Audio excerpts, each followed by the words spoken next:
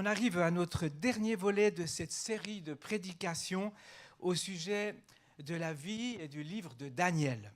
Et j'aimerais lire avec vous 2 versets dans le dernier chapitre de ce livre, c'est-à-dire le chapitre 12 de Daniel.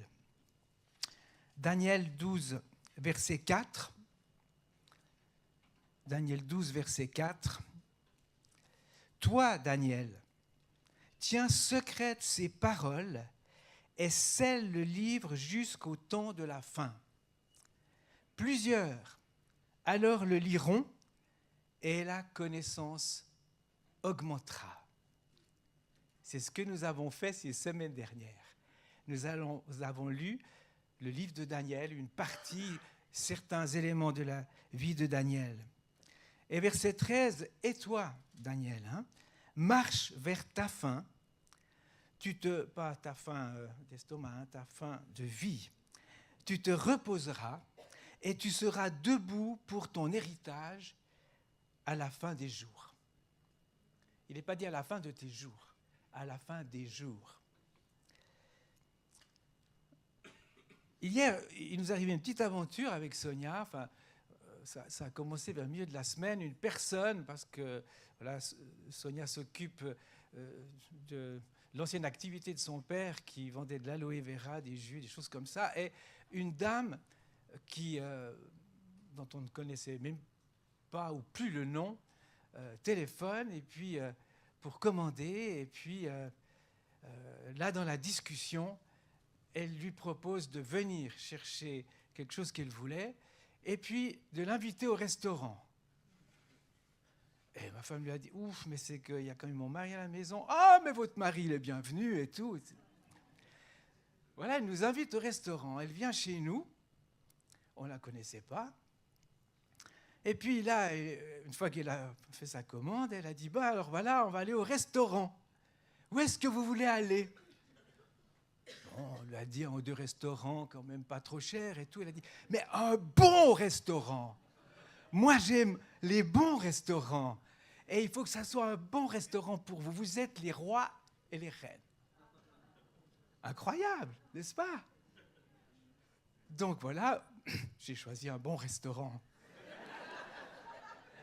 Je l'ai visionné. J'ai visionné la table et ce qui pourrait être dessus. Et plein d'espérance pour ce repas, nous sommes partis. Et puis voilà qu'au premier rond-point, alors que je connais à fond la ville, la région, et en discutant avec cette personne, j'ai continué de tourner dans le rond-point. Enfin, mais tu vas où? Et puis j'ai réalisé que j'allais complètement dans la fausse direction. Mais heureusement, je n'étais pas hors du rond-point. J'ai pu faire le tour du rond-point. Et puis voilà, on a continué la route. Et au rond-point suivant, tu vas où? Je me retrompais de nouveau. Alors que je connais la région, n'est-ce pas? Et en fin de compte, j'étais tellement préoccupé par la discussion que j'avais oublié où était le restaurant. Mes yeux s'étaient écartés du but, de la réalité. Et j'aimerais juste dire ceci.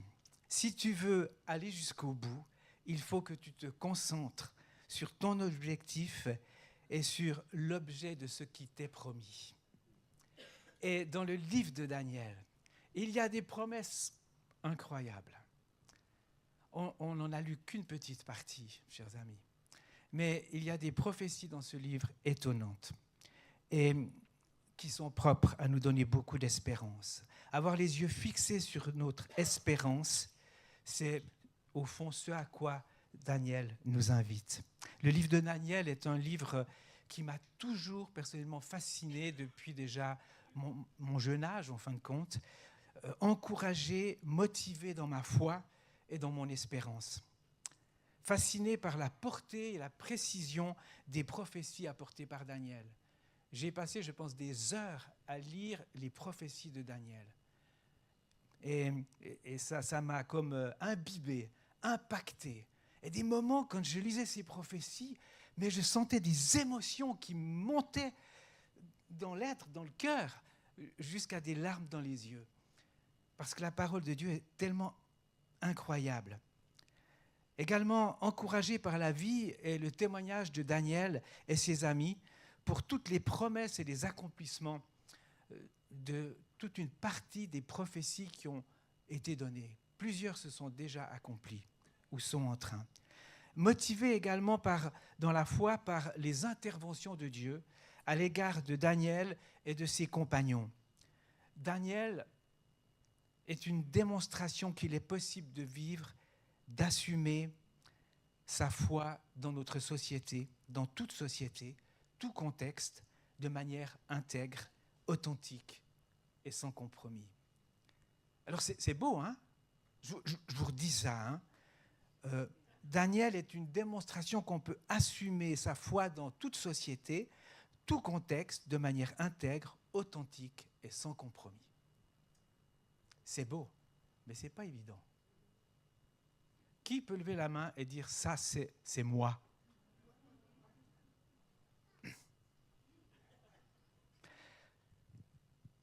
Mais Daniel est un témoignage de cela et il nous invite. J'ai souvent dit, si tu veux sauter le plus haut possible, il ne faut pas que tu vises la hauteur de celui d'avant. Il faut essayer d'aller le plus haut possible. Vous savez, on prend souvent l'exemple de ceux qui n'arrivent pas. Et Dieu a un plan pour ta vie qui va au-dessus de ce que tu penses. Motivé également dans mon espérance au travers de tout ce qui est annoncé dans ce livre, qui est une pépite de révélation sur le cours de l'histoire jusqu'à la fin et au royaume éternel. Le livre de Daniel est une pièce essentielle du puzzle, de ce que Dieu veut nous révéler et nous a donné pour nous situer dans ses plans. Il est une révélation de ce qui va se dérouler et se déroule dans l'histoire du monde. Tout ce qu'il affirme est appelé à se réaliser, au-delà de tout ce qui peut se passer dans les réalités géopolitiques, passées et futures.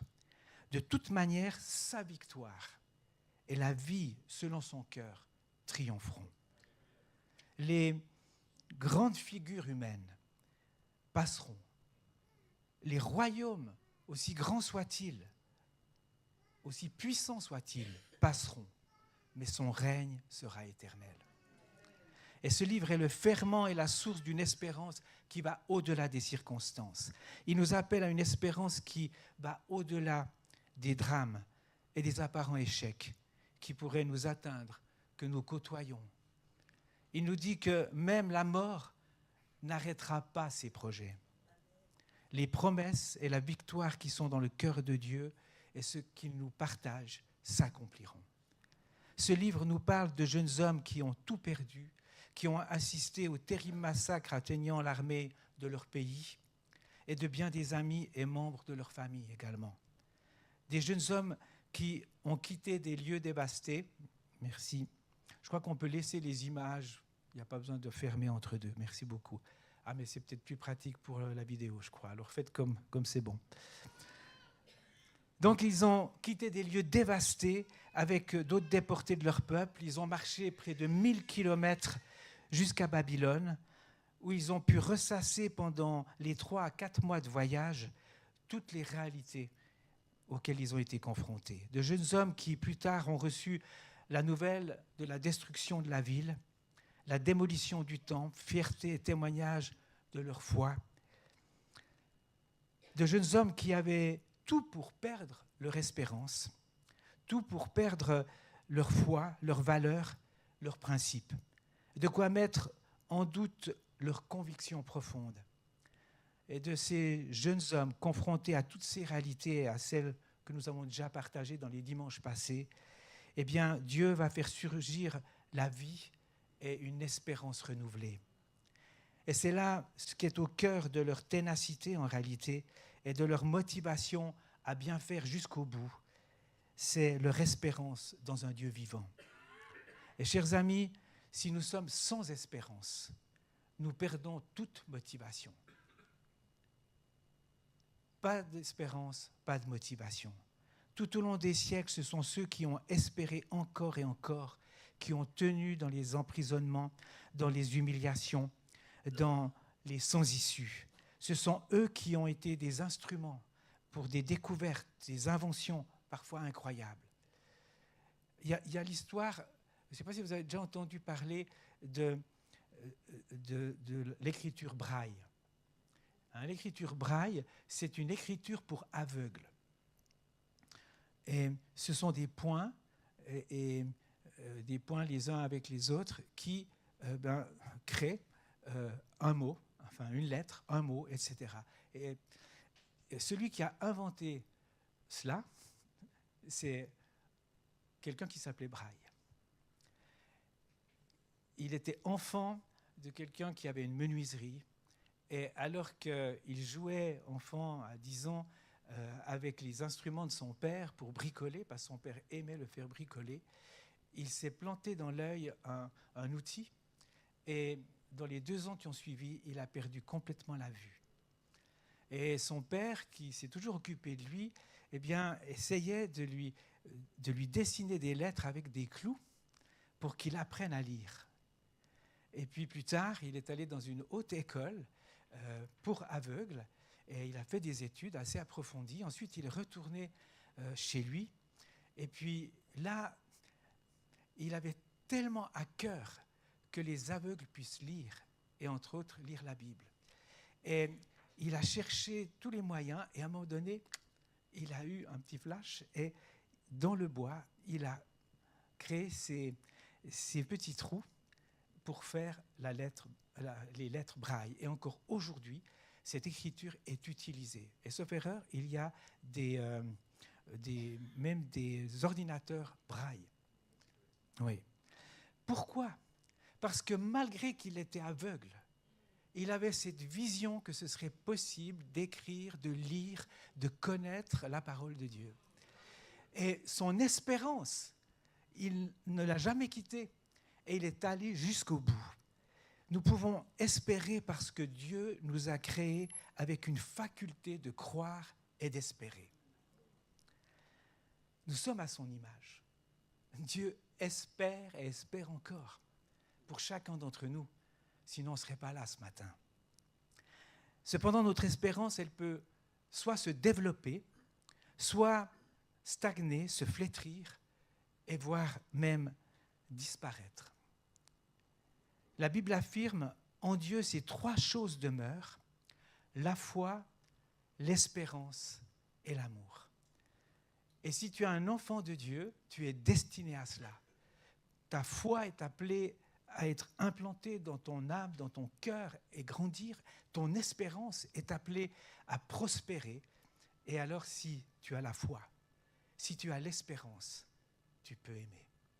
Si tu n'as ni foi ni espérance, tu n'arriveras pas à vraiment aimer. La Bible affirme cette réalité pour toi, pour moi. Tu peux placer ta croyance ou ta foi, ton espérance, ton amour dans toutes sortes d'objets, de philosophies, de promesses. Tu as le choix. Et ce choix déterminera non seulement ta vie ici-bas, mais également ce que tu vivras pour l'éternité. Tu es comme dans un rond-point. Tu peux choisir la sortie que tu veux et en quoi tu vas mettre ta confiance. Notre espérance demeure et se fortifie dans la mesure où nous pouvons avoir confiance en celui qui nous a fait une promesse. Elle se fortifie dans la mesure où nous réalisons qu'il l'accomplit et qu'il accomplit ce qu'il a dit, qu'il est digne de confiance et qu'il est fidèle. Et si ce n'est pas le cas, pas d'espérance, pas de confiance, pas d'espérance. Daniel et ses amis avaient, dans leur enfance, reçu et mis leur espérance dans les promesses et les paroles de Moïse et des prophètes. Et ils ont certainement reçu de leurs parents et de leur entourage des témoignages et des encouragements à mettre leur confiance dans le Dieu de leur père. Et c'est ce qu'ils ont choisi tout au long de leur odyssée et de leurs défis, de leur existence. Certainement que tout au long de leur voyage et de leur premier temps de captivité, ils se sont répétés les promesses et les paroles de Dieu. La confiance, tout comme la foi, est d'abord un cadeau. puis un choix.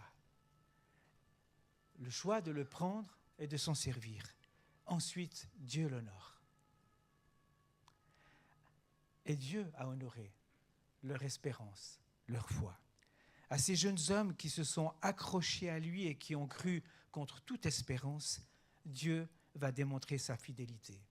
Parce qu'ils ont mis leur foi et leur espérance en lui, ils ont expérimenté et incarné sa sagesse, sa connaissance, la puissance de la vie, la fermeté et la vérité.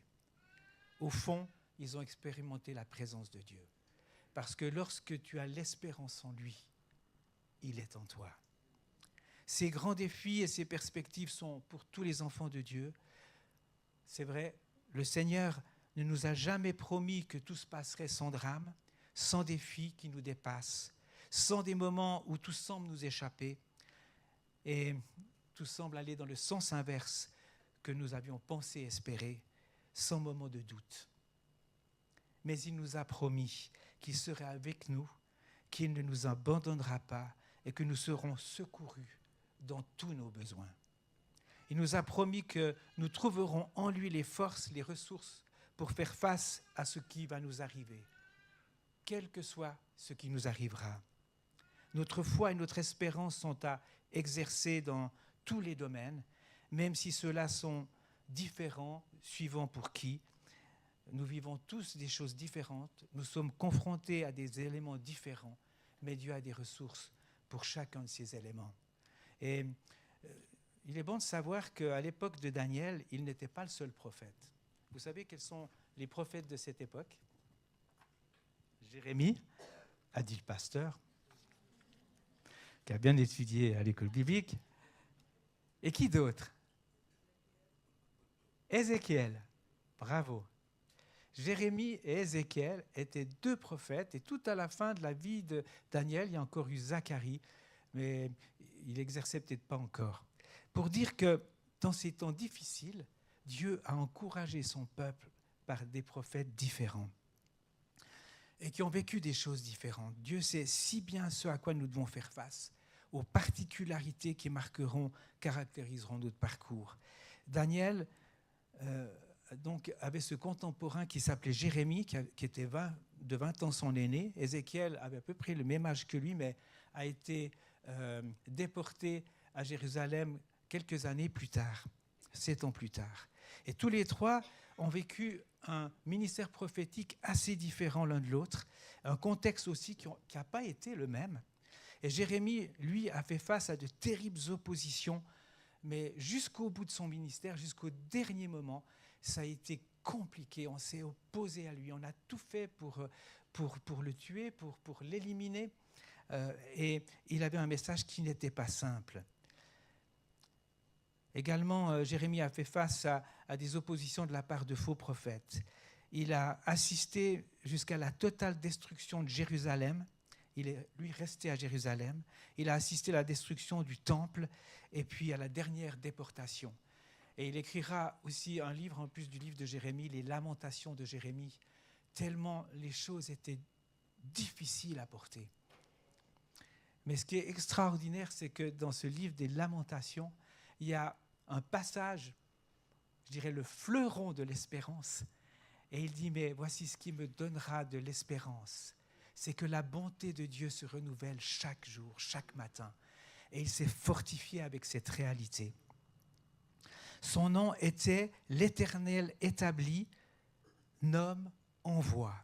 Il avait besoin d'être certain d'être envoyé, d'avoir été établi comme prophète face à tout ce qu'il a dû nommer, souligner et dire. Et je crois que Dieu l'a fortifié avec cela. Il a mis son espérance dans ce nom. Ézéchiel a exprimé beaucoup de visions prophétiques. Il a dû mimer sous forme théâtrale des jugements qui viendraient sur Jérusalem, des choses difficiles à exprimer. Et contrairement à Daniel, quoiqu'il ait habité pourtant près de la ville de Babylone, où était Daniel, eh bien, il a vécu un ministère solitaire. Et son nom signifie « fortifié par Dieu ». Dieu lui avait promis de rendre sa face et son front durs comme du diamant pour résister face à tout ce qui s'opposerait à lui. Dans son nom, il avait reçu un encouragement, une espérance. Et il s'est accroché à cela. Tous deux ont mis leur confiance et leur espérance dans ses promesses. Le nom de Daniel signifie « Dieu est mon juge ». Et au travers de ce nom, il a reçu un magnifique héritage, une assurance que quoi que ce soit que les autres disent de lui, et quelles que soient les situations qu'il rencontre où on pourrait le juger, les accusations injustes ou même justifiées, il savait c'est Dieu qui juge, c'est Dieu qui est mon juge. Et il aura besoin de s'accrocher à cette réalité promise, à veiller à ne pas se laisser mettre sous le joug de l'accusateur. On a cherché à l'accuser maintes fois. Et cet accusateur veut nous placer sous la crainte, dans le souci, dans la peur. Il utilise toutes sortes de circonstances, de personnes pour y parvenir.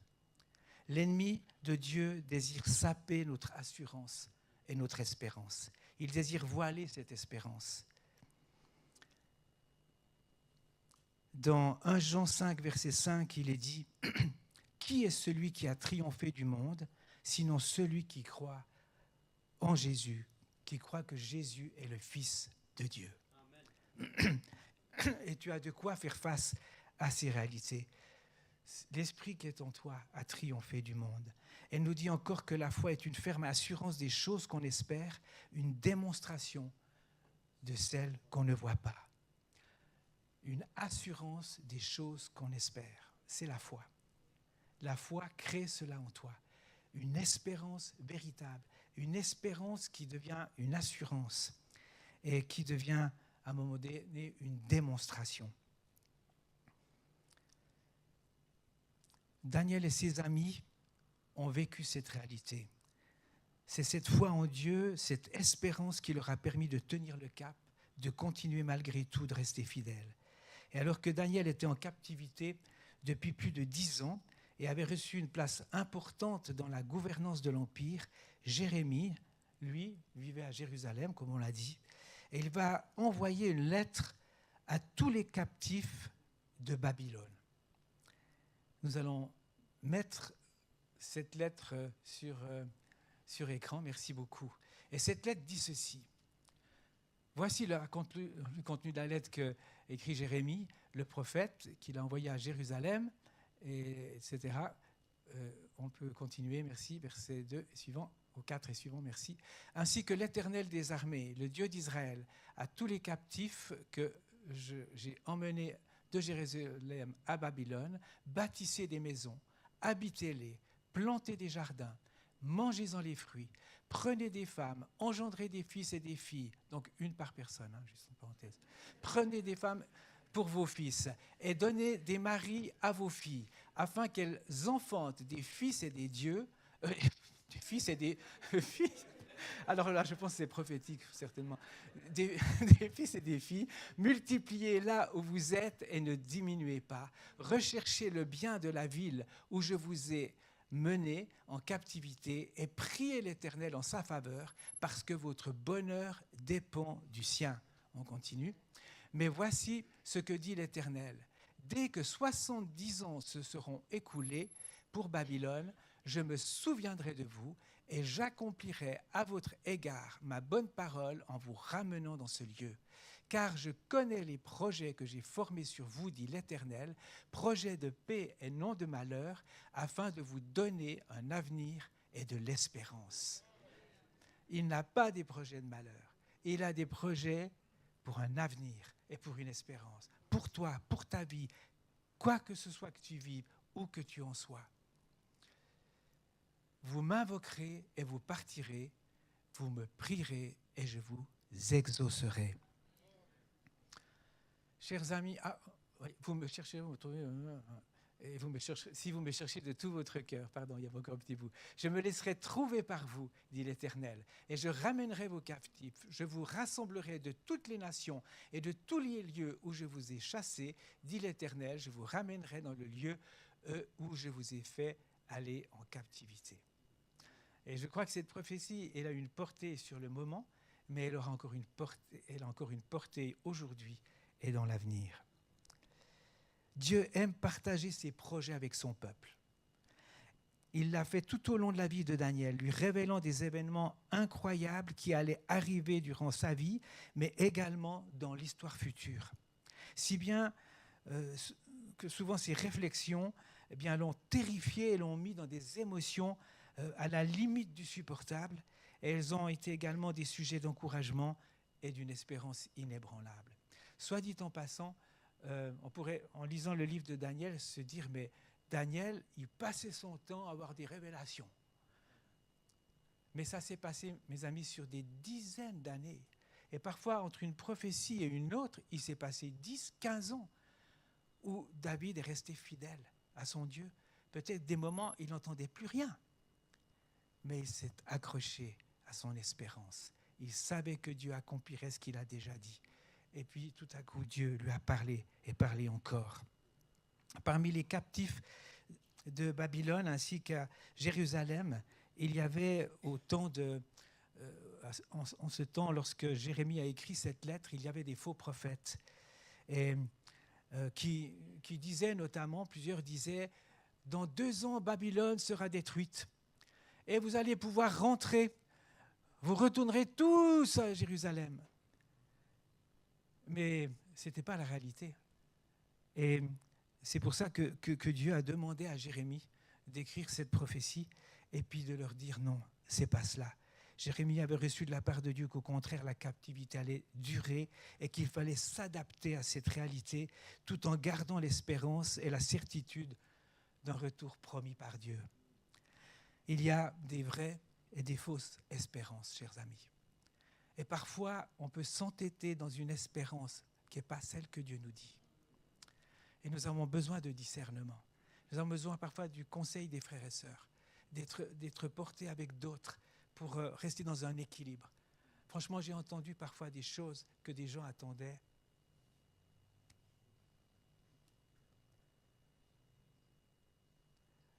Nous avons besoin de savoir où nous allons. Notre espérance, elle est là. Et quand certains vous disent un certain nombre de choses que vous n'arrivez pas à contrôler par là, ça ne sent pas bon. Bien souvent, nous désirons que nos problèmes se résolvent directement, que toute opposition cesse aussi vite qu'elle est arrivée, alors que Dieu désire que nous apprenions à faire face, peut-être, à être témoins aussi dans l'adversité, à durer dans notre espérance. Il désire que nous apprenions à rester dans l'espérance là où parfois tout nous montre le contraire. Et c'est pourtant souvent le passage obligé pour que notre espérance, notre foi s'affermisse, comme l'or et l'argent dans le feu du creuset. Plus ils seront soumis, l'argent et l'or, à de fortes températures, et plus ils seront purs et gagneront en valeur. Pierre encourage les chrétiens de son époque dans 1 Pierre 1, 5 à 7. « À vous qui, par la puissance de Dieu, êtes gardés par la foi pour le salut, prêt à être révélé dans les derniers temps. C'est là ce qui fait votre joie, quoique maintenant, puisqu'il le faut, vous soyez attristés pour un peu de temps par diverses épreuves, afin que l'épreuve de votre foi, plus précieuse que l'or périssable, qui cependant est éprouvé par le feu, ait pour résultat la louange, la gloire et l'honneur lorsque Jésus apparaîtra. » Il est parlé de notre salut qui va être révélé où ? Dans les derniers temps. Et il dit, c'est un sujet de joie de savoir, de connaître notre espérance. Un sujet de joie qui est en même temps des fois accompagné de tristesse dans ce monde. La joie et la tristesse parfois se rencontrent. Jésus désire que nous parvenions à la fin de notre existence avec une foi et une espérance réelle, forte, entière, espérant jusqu'au bout dans toutes les promesses de Dieu. Dans Romains 4, 18, il est dit d'Abraham qu'en espérant, contre toute espérance, il crut en sorte qu'il devint père d'un grand nombre de nations, selon qu'il lui avait été dit, telle sera ta postérité. Tout montrait à Abraham qu'il n'aurait pas la postérité qu'il avait cru comprendre de Dieu. Mais il a gardé l'espérance jusqu'au bout. Et il a espéré contre toute espérance. Ça veut dire qu'il n'y avait plus rien pour espérer. Et il a espéré encore. Et c'est notre défi, c'est notre challenge dans ce que l'on vit, chers amis. tu as l'impression que tu as reçu une promesse de Dieu, elle ne s'accomplit pas. Espère encore. Continue encore. Elle ne sera peut-être pas juste là, elle ne sera peut-être même pas derrière Émile, elle ne sera peut-être même pas au bout de la salle, elle s'attend peut-être à la sortie.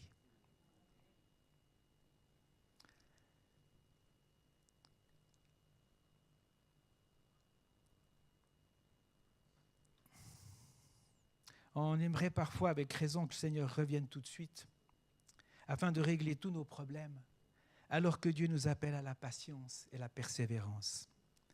58 ans après l'envoi de la lettre de Jérémie, 58 ans, il est dit dans Daniel 9, 1 à 5, ah non, c'est pas dessus, pardon.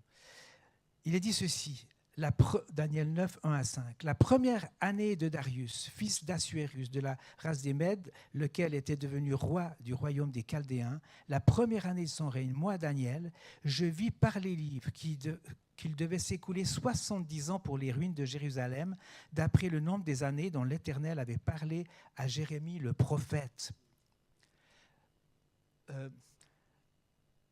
Daniel avait comme une méconnaissance de cela. Et on sait que quand les Babyloniens ont pris tout ce qu'il y avait à Jérusalem, ils ont pris aussi tous les parchemins. Et ils ont pris peut-être encore 7 lettres à nouveau. Et Daniel, qui avait droit d'aller un peu partout, eh bien c'est sûr, il s'est nourri de ces parchemins. Et voilà qu'à un moment donné, il tombe sur celui-ci. Et il est dit ceci, quand Daniel a lu cela, il dit « Je tournai ma face vers le Seigneur Dieu, afin de recourir à la prière et aux supplications, en jeûnant et en prenant le sac et la cendre. Je priai l'Éternel mon Dieu, et je lui fis cette confession. Seigneur Dieu, grand et redoutable, toi qui gardes ton alliance et qui fais miséricorde à ceux qui t'aiment et qui observent tes commandements. Nous avons péché, nous avons commis l'iniquité, nous avons été méchants et rebelles, nous sommes détournés de tes commandements et de tes ordonnances. » Daniel va prier de tout son être dans ces moments. En 539, c'était la date où il a lu cela, Daniel avait 80 ans. Il lit le livre du prophète Jérémie. Il réalise cela, 70 ans. Et il réalise, mais c'est à la porte, c'est quasi là. Donc, il s'humilie, il intercède pour le peuple, en vue du retour à Jérusalem selon la promesse. L'espérance suscitée par ce texte dans le cœur de Jérémie dans le cœur de Daniel, le conduit à prier avec assurance. Il sait qu'il prie dans la volonté et le projet de Dieu. Et quand notre espérance est renouvelée, eh bien notre assurance l'est également. Et là, alors qu'il s'adresse à Dieu, certainement depuis plusieurs heures, un ange lui parle. Merci beaucoup. C'est dans Daniel 9, versets 21 à 24, où il est dit « Je parlais encore dans ma prière, quand l'homme Gabriel, que j'avais vu précédemment dans une vision, s'approcha de moi d'un vol rapide, au moment de l'offrande du soir. Il m'instruisit et il s'entretint avec moi. Il me dit « Daniel, je suis venu maintenant pour ouvrir ton intelligence. » Que le Seigneur le fasse pour chacun de nous. Lorsque tu as commencé à prier, la parole est sortie et je viens pour l'annoncer, car tu es un bien-aimé. Sois attentif à la parole et comprends la vision. Et il te le dit ce matin, tu es un bien-aimé. Qu'est-ce qui ranime notre espérance? C'est de connaître la bonté de l'Éternel pour ses bien-aimés. Tu es un bien-aimé. 70 semaines ont été fixées sur ton peuple et sur ta ville sainte pour faire cesser les transgressions et mettre fin au péché, pour expier l'iniquité et amener la justice éternelle, pour sceller la vision et le prophète et pour oindre le saint des saints. Sache-le donc, au verset 25, et comprends, depuis le moment où la parole a annoncé que Jérusalem sera rebâtie jusqu'à loin au conducteur ou au Messie, il y a 7 semaines. Dans 62 semaines, les places et les fossés seront rétablis, mais en des temps fâcheux. Après les 62 semaines, un oint sera retranché et il n'aura pas de successeur. Le peuple d'un chef qui viendra détruira la ville et le sanctuaire, et sa fin arrivera comme par une inondation. Il est arrêté que les dévastations dureront jusqu'au terme de la guerre. Alors que Daniel est concentré sur l'espérance incroyable du retour après 70 ans de captivité, Dieu lui révèle la suite. Une espérance encore bien plus grande que cette espérance de retourner. Celle pour tous les croyants de tous les temps à venir et passé. On pourrait mettre la slide suivante. Daniel s'est humilié pour les nombreux péchés du peuple d'Israël. Il a imploré le pardon de Dieu et Dieu lui révèle la solution de tout péché et la source de tout pardon. Il lui révèle la venue du Messie et le moment où il viendra afin d'expier et de pardonner tous les péchés de tous les temps. Il le fera au travers de la crucifixion, alors qu'il sera retranché, qu'il sera rejeté des hommes et qu'on le crucifiera. Cela s'est passé comme annoncé à la venue de Jésus, exactement à l'année annoncée. Quand on fait le calcul de ces semaines de Daniel, qui représentent 483 ans, eh bien, on arrive à la crucifixion, depuis le moment où il a été annoncé que Jérusalem serait reconstruite. Et Dieu va lui révéler également ce qui va se passer dans les plus de 2000 ans qui vont suivre la crucifixion. Ce que nous sommes en train de voir aujourd'hui et ce qui viendra encore. Ce qui est incroyable, c'est que tout ce qui lui est révélé à Daniel, se déroulera dans la même région, avec les mêmes nations concernées à l'époque de Daniel, que celles où et avec qui se déroulent les événements actuels qui occupent quotidiennement les informations de nos médias. Et personnellement, je suis persuadé que c'est soit une préparation à ce qui vient, ou soit la petite répétition, parce que ce que la Bible nous dit, c'est que ce qui va se passer dans ces temps de la fin sera plus terrible que ce qui est jamais arrivé dans toute l'histoire du monde. Et on n'en est pas encore là. Mais c'est comme si toutes ces convergences des nations qui s'assemblent, qui sont exactement dans la ligne de ce que nous disent les prophéties, eh bien, préparent ce terrain futur. Et tout peut se précipiter très rapidement.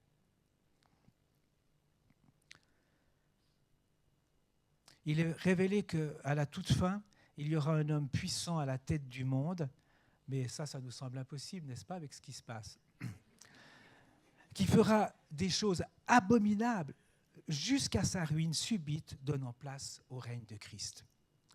On ne sait ni quand, ni comment Daniel est mort et a rejoint la patrie céleste. Mais Dieu lui a fait une ultime promesse dans une ultime révélation qui semble être exprimée alors qu'il devait avoir à peu près presque 85 ans, en moins 536. Et il lui dit ceci que nous avons lu au début. « Toi, Daniel, tiens secret de ces paroles et scelle le livre jusqu'au temps de la fin. Plusieurs alors le liront et la connaissance augmentera. » C'est ce que nous avons fait en partie. Nous avons lu Daniel. Et nous sommes dans les temps de la fin, chers amis, j'en suis persuadé. Et il est dit, la connaissance augmentera. Ta connaissance de ton espérance. J'espère qu'elle augmente. En tout cas, en moi, elle augmente. Et j'espère que pour vous aussi. Et c'est l'œuvre du Saint-Esprit. Il ouvre nos yeux. Et il est dit ensuite à Daniel, « Et toi, marche vers ta fin.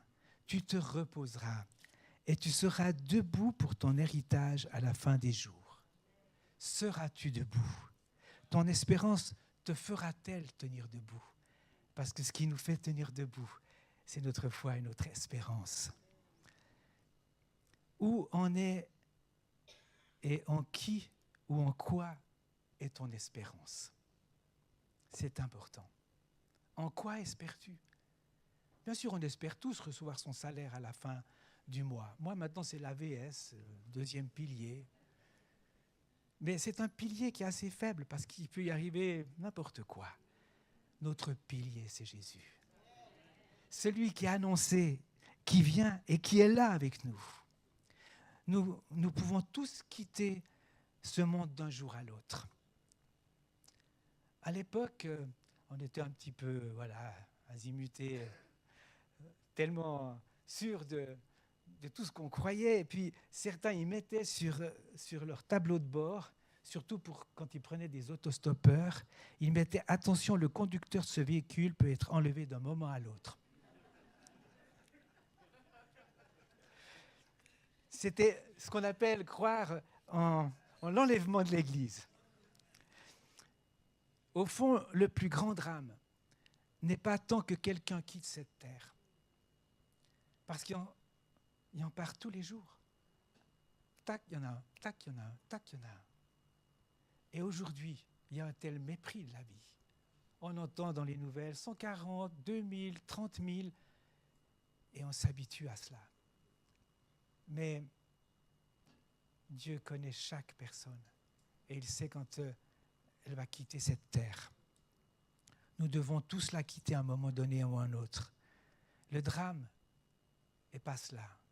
C'est si nous la quittons sans espérance et sans savoir où nous allons. Souvent, il a été dit à Daniel, « Sois attentif ». Et je crois que le Seigneur nous dit, « Sois attentif ». Sois attentif. Sais-tu où tu vas? On va mettre le dernier petit élément. Ne rate pas ton rond-point. Prête attention. Mets ton espérance dans ce qui compte vraiment. Nous allons juste prier et je vais laisser la place.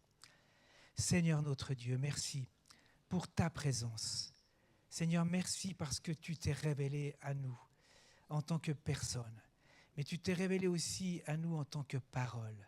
Tu t'es révélé à nous avec les prophéties des pères et des prophètes de ta parole. Seigneur, je te prie, ouvre notre esprit, que nous soyons de ceux qui comprenions, qui recevions, qui sommes imbibés de ta parole et qui sommes imbibés de ton espérance.